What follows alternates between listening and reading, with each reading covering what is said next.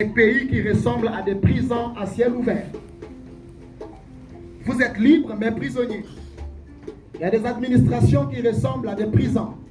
Quand vous y entrez, vous n'avez plus votre liberté. Et il y a des secteurs d'activité dans lesquels nous rentrons qui nous enlèvent notre liberté.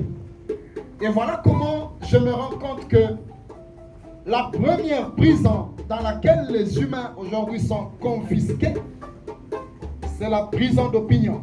C'est-à-dire, vous avez des idées, mais vous ne pouvez pas les dire parce qu'il y a des gens assis sur des fauteuils éjectables qui sont des sous-préfets de quelques-uns vers lesquels nous pensons que le pouvoir politique ou impérialiste continue à avoir la main noire sur certaines nations.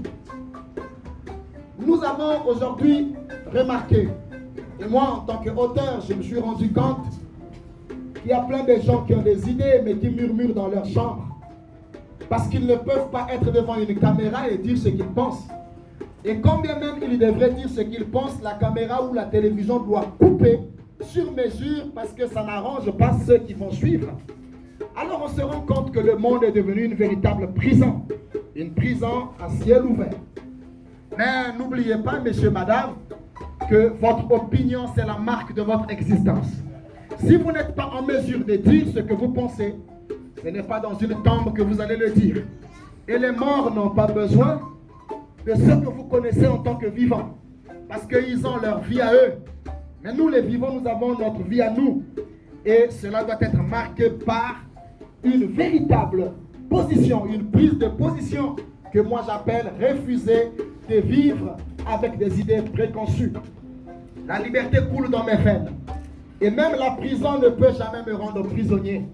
Pourquoi? Parce que je ne peux pas mourir la langue dans la poche. Il faudrait que nous soyons une génération des hommes et des femmes affranchis.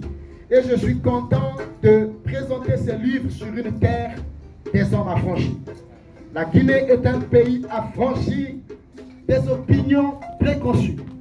Et avoir des libérateurs, des hommes de pouvoir spirituel, physique et politique, comme Samori Touré, que j'apprends à découvrir d'ailleurs par histoire, avoir des hommes comme Sékou Touré, des personnages dont même, quel que soit le niveau de politique que nous pourrons avoir, ça ne pourra pas égaler le combat qu'ils ont mené pour que l'Afrique devienne libre, une Afrique libre, affranchie et responsable. Alors, Jamais prisonnier d'opinion est un recueil de poèmes qui nous montre comment est-ce qu'avec la poésie, nous pourrons tout dire, nous pourrons tout façonner, fasciner et tracer sur notre chemin. Maintenant ou jamais, chaque fois que je vois des peuples maltraités, je me prononcerai en disant jamais prisonnier d'opinion. Chaque fois que je verrai des hommes souffrir de la xénophobie, je dirai jamais prisonnier d'opinion. Lorsque je verrai des femmes excisées, je dirai jamais prisonnier d'opinion. Lorsque je verrai des gens être éternellement au pouvoir, je leur dirai jamais prisonnier d'opinion. Lorsque je verrai des gens qui devraient aller en retraite, mais qui refusent d'aller, qui rectifient même les âges, et dont les petits-fils viennent devenir des collaborateurs, je dirai jamais prisonnier d'opinion.